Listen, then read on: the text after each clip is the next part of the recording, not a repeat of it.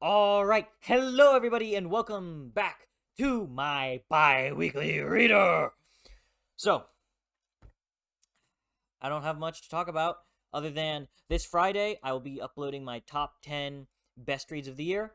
So, let's go ahead and jump right into the books. So, what have I been reading? I have finished 2 books, and I have also been reading Soul Eater. So, let's talk about Soul Eater first. Soul Eater has been amazing. Like, I'm not done with it, of course. There are 17 of these volumes. But, oh, man. This is like, I didn't go in expecting. I didn't go in expecting it to be this good. Because, as I told you before, I read Fire Force and I really liked it. But, who knows? He. Authors, of course, grow. So who knew if Fire Force was going to be better or worse? And honestly, I think Soul Eater, in my opinion, is his better work. I love the way fear and overcoming fear is this mainstay of the story, and also the idea of your impulses, controlling them and curbing them to fit your morality. And not only that, but what would you do if God were a physical, like he existed right before your eyes and he basically ruled the world? What would you do? And that's so fascinating. I think this series has such compelling mysteries, such fascinating characters, and especially Black Star. He has some of the best moments and character growth from just being this dipshit. He's rude to everybody and he's got a big head. But even though he keeps the big head, he keeps his little quirks. I think what's so special about him is that he learns not really to know his place, but to become a better friend, to become a better person, and learns how to overcome his own fears of inadequacy. I think that is he's such a wonderful character, and I cannot wait to see where his character goes in the rest of the series. And just every one of these characters is a knock out of the park. Maka and Soul and their feelings of inadequacy, because we all feel inadequate at times, and I think this series manages to capture all the kinds of inadequacy and how people deal with it. It's really, really wonderful, and I think it's a very fantastic manga. Not only for that, but because of its atmosphere. This has, in any out of any book or manga or comic I have ever read, probably the most visceral atmosphere that I've ever read. I mean, when you have a sun that changes its face depending on where it is in the sky, and a moon that's always constantly grinning at you with a bleeding eye. I mean, what? It's so awesome and cool that I just can't help but love it. And oh man, I cannot wait to see where the rest of the series goes, because with every twist and turn of this series, you just go, oh man, what's going to happen next? And it all feels so very well laid out from the beginning, not like it's coming out of nowhere. It feels like this was set up very intentionally and properly. And I love that kind of stuff so much. So that's what I got to say on Soul Eater. And then, what else did I read? I read Godspear, the 4th book in the Triumphary Revelations. This was another banger by L.L. Stevens. She did such an amazing job, and I'm going to have my own video. This is going to have its own dedicated video soon, so don't worry about it. But it was such an amazing read that you just have to sit in awe of L.L. Stevens' ability to make the magic happen. She layers this theme of perception and this idea that your perception of the world can change the outcomes of what you do, everything you do, into her story so brilliantly, into her world, into her characters, into mini stories. And oh, she knows how to write a tragedy too. She does this brilliant thing. And that was the one thing I was actually kind of scared of with the last book. Because with books 1 and 2, there were moments where my heart was rent. She just pulled every single emotion out of me. Love, joy, sadness. Like, she could do it all. And then Second Stone, and I understand why. It was because it was more of a bridge book. Didn't really have that. It lacked that. But here in God's Spear, she got my heart back, and she just took it to the stars. And I also want to say, real quick, thank you so much to LL Stevens, if you are watching, for giving me this copy of the book and writing this very, very sweet little note and signing it even. I love it so much. This is one of those books that I deeply treasure, alongside what Chance gave me and just a few others. I am in so much love with this series. This is one of my favorite series of all time. I dare say it now. It pulls my emotions out of me exactly how I want a good story to pull them out of me. And so I cannot wait to read Walled City in the next month, in February. I just I read the last half of this book in one day. I read 200 pages in one day. You know the last time that happened? That hasn't happened since Shadows Upon Time, and then before Shadows Upon Time, it hadn't happened in months. Like, oh, I this was such an amazing read, and I gotta give it its own dedicated video because it's so phenomenal. Like, really amazing. I cannot understate that enough. It just knew how to pull everything out of me.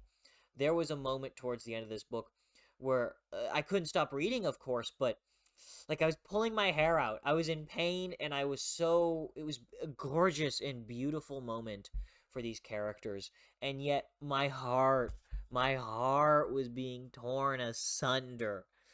Oh, it hurt so much. But ah, it was such a wonderful read. Like, one of the best reads I've ever had. I mean, the more I think of it, the more I just absolutely adore it. Now, that I've gotten Godspear out of the way, let's talk about Gardens of the Moon. I mean, that's the thing. These past 2 weeks with Godspear and Soul Eater and Gardens of the Moon have been bangers. Like, without a shadow of a doubt, banger after banger after banger. Gardens of the Moon hit it out of the park for me.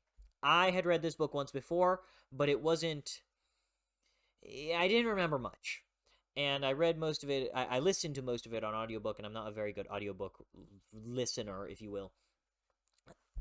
This was phenomenal. I mean, I had such a fun time with Gardens of the Moon that, like, the way everything came to a climax at the end was just, I just really enjoyed it. I loved Crocus. I loved the whole cast. The cast was so interesting. Every single character felt interesting. I felt invested in every one of these characters and fascinated as to where they would go. And then Quick Ben, my goat, and same with Animander Rake, and same with Crocus, and same with Perrin. Those were the highlights. Oh, forgive me. Forgive me, forgive me, forgive me. Cruppa. Cruppa, my goat. Cruppa was such an amazing character. I loved him so much. He made this reading experience so much better. He made it so jovial and happy, and something about the way he's written is so fascinating to me, and I adore it. I know he's a character. He is a character archetype, and I love that archetype. Okay, I'm a sucker for it, and I just, man, I want to know more about him. I want to see how he affects the rest of the series. And I mean, I want to see how this whole book affects the rest of the series. I loved all these games of gods.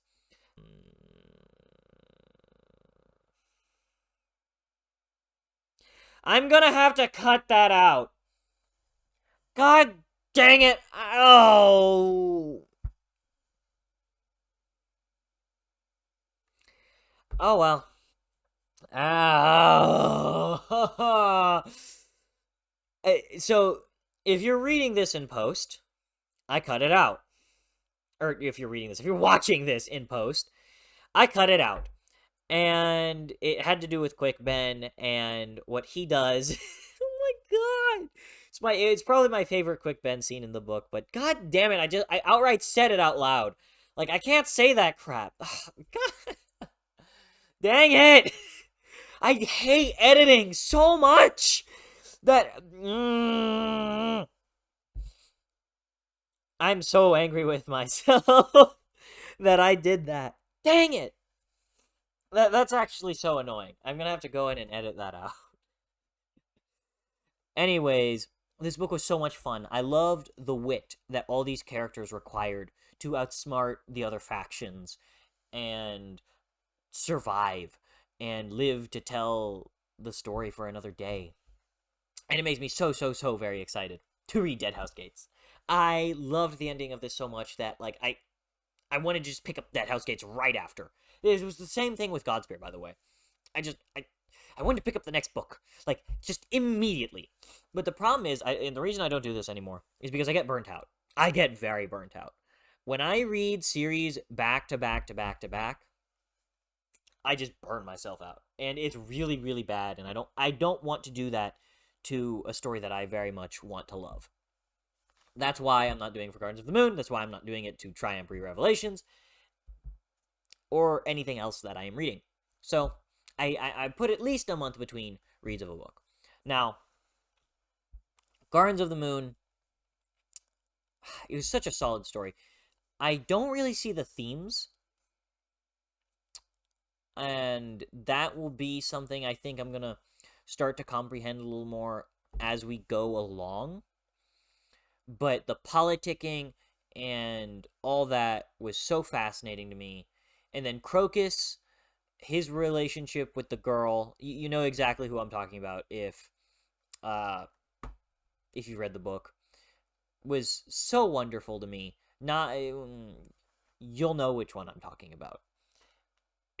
And I really enjoyed everything about the book. It did take me a little bit because it's a very slow and very dense read, but at the end of the day, I just really enjoyed it to the point where I'm already very happy I've collected all the books right here, and I will very gladly continue to read this series until the very end. Now that I've gotten done with Gardens of the Moon, let's talk about what else I've read. Kings of Paradise, I haven't made any progress on. I know. Why aren't you reading Kings of Paradise? I don't know. I want to keep reading Kings of Paradise, but it was originally a side book for me, and I need to finish it because it's still a buddy read. I don't know. It's not really hooked me, if you will. It's a good book. Mind you, it is a really good book. I just don't know if it's for me. And we'll find that out by the time I finish the book and see what I think. So, and I will finish the book, mind you. I'm not putting it on pause or really anything like that. I will finish it. So, what am I reading right now? Stone of Farewell! I'm only 50 pages in at the moment, but out of 850. But, man, I am actually so excited to actually read this book because Chance has said so many great things about the first book or two oh my god, he said so many great things about Memory, Sorrow, and Thorn, and I really want to keep seeing how this story develops into one of the greats, one of those stories that inspired countless modern day fantasies, and I'm very interested to see where this all goes, because the last book ended on whoa, like what a, I don't want to call it a cliffhanger, but it was kind of a cliffhanger. And we pick up right where it left off, and seeing some of those mysteries still being sprinkled right in front of my eyes, like, ooh, I want more. I want to know what these mysteries are. I want to know who this person is, or why this person did that, or why this is happening. It's so interesting. And I, of course, don't want to spoil things, so I won't, but I very much am excited to see the future of Joshua and Miriamel and, excuse me, Jesus Christ, and Simon, and then of course Binabik, and so many of these wonderful characters who I've grown to deeply love across this last book. And the reason I've been saying, like, I think I got my mojo back is because I read 50 pages in a day. I haven't done that in a while. Like consistently, mind you. I read a solid amount of pages in a day. It just made me so happy. Oh my god, it was such an awesome experience to do that again. And I'm going to keep doing that. At least 50 pages. So, Stone of Farewell. Hopefully I'll have that done fairly soon. Like, probably by the end of the month. That's my goal. Then, of course, right after I'm done with that, I want to pick up and finish Hidden City. Because what an amazing book this has been so far, and I want to see where Wrath and Jules' story goes, because these are such delightful, wonderful characters that I cannot wait to see where it all ends in this book. So, that's all I got to say for Hidden City, because, of course, I haven't read it. That's just what's next up. And then, after Hidden City, I'm getting a sci-fi itch. So, I feel like after Hidden City, I gotta read one of these 3 books. So, I'd love you all to tell me. Should I read Left Hand of Darkness, Flowers for Algernon, or House of the Suns? I'd like to hear your input. It will end up being dictated by my mood, but I do think that if more people say, I love House of Suns, I might be skewed towards House of Suns. Or if a lot more people say, I love Left Hand of Darkness, I'll probably be more skewed towards Left Hand of Darkness, or Flowers for Algernon, yada yada yada. You get my point. If you preach any of these books in the comments, I will probably be more likely to read them sooner rather than later. And, I mean, all 3 of these have my interest. This one I know nothing about, but I've heard it's depressing, and I want to know what they mean by that. It's a short book, and yet depressing? Okay. It's also a classic, and so I do like to read classics from time to time. Then, there's House of Suns, which follows an immortal being who's been around for millions of years during the starfaring era of humanity. That sounds pretty cool. I mean, I love immortals. So, and then there's the Left Hand of Darkness. And why am I interested in the Left Hand of Darkness? Ursula K. LeGuin. I don't know if I've ever said this on camera, but Ursula K. Le Guin, even without having read much of her work, is one of my favorite authors. I have not read a single book of hers, but I have read 1 essay and 1 short story. That's all. And she is already one of my favorite writers. Just that is a testament to her quality. Her speech on themes has dictated how I view books as a whole to this day. It's been years since I read that essay, and it still sticks in my mind. I remember finishing it and going to the English department of my school and telling every single one of them, read this essay. And it's spread across the entire English department. I gave it to one of the teachers, and she sent it to every other teacher in the English department because she thought it was such an amazing essay. And I agree. It's free on her website even, by the way. And it's like a very quick 2-minute read, but it completely changed how I view themes and stories, because rather than thinking of them as themes, as a message that they want to bring about, it's actually, I believe the name of the essay, if you want to look it up, is A Message About Messages. And that is, they aren't messages. If the author is trying to send you a message, they're fucking up and they're doing it wrong. The point is, they're asking a question, which you take out of it is up to you, and they are just trying to explore the question and different forms of that question. They can sway towards one part of an argument, but it's not really about that. They want to convince you, the reader, of their argument, but first they must poke holes in their own argument. They must strengthen it, not by putting the arguments of other things down, but by poking holes in their own argument and then trying to make it better. Here is a question that the author is asking, and then here are 5 different worldviews of how to answer that question. Do you see what I'm saying? I hope I'm not too confusing. Like, let's think on Sordanian and the Triumphant Revelations. You can ask the question of, how does our perception of the world affect how the outcomes of what we do? That's a question that's being asked. How does it affect our world if we are paralyzed by fear? How does it affect our world if we are endlessly optimistic? If we are endlessly nihilistic? So many different ways of viewing the world, and how do they answer the question, I think, is what is so interesting.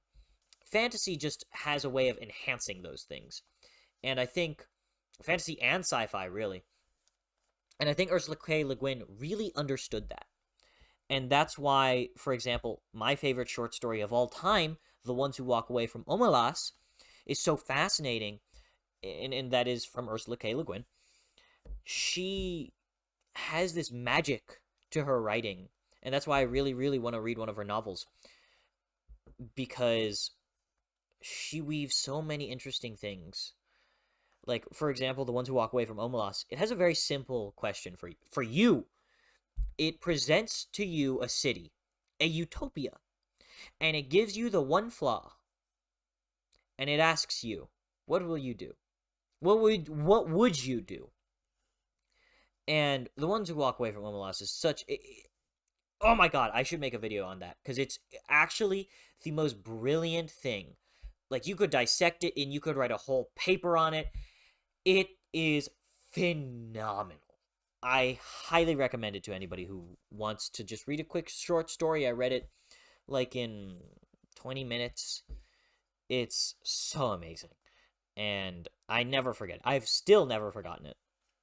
And so I do really want to read Left Hand of Darkness, but I don't know if I'm being pulled towards it specifically. I could very easily be pulled towards House of Suns or Flowers for Algernon. Who knows? And then I want to talk about my book haul. It's not much, but it is a big one. Bone Shard Daughter. Look at that beauty. This is all I have to say now, but this is all that is left for my video. But just take a minute to take in that just beautiful, beautiful artwork. Like, it's so stylized. This is my favorite kind of artwork. That deeply stylized and unique, like, folkish kind of thing. Like, even you can even see it in the end papers too. Look at that beauty. It's just stunning. I adore it and everything it is. Like, look at those end papers. And then look at the bookmark itself is gorgeous. I mean, the back of the bookmark says, "I would drink 1,000 lies just to see your face again." And it makes me very interested in what kind of story this is. But for the art alone, it gets my ultimate, I'm going to give it a try at some point, otherwise I'd be psychotic. Because, man, oh man, oh man, oh man. I actually wasn't interested in this story before. Well, here I am. I'm interested now. You've caught my attention, Bone Shard Daughter. This is gorgeous. Anyways, that is about all that I have to say for today. So tell me, Have you read any of these books? Please tell me which one of these 3 books you think I should read. House of Suns, Left Hand of Darkness, or Flowers for Algernon.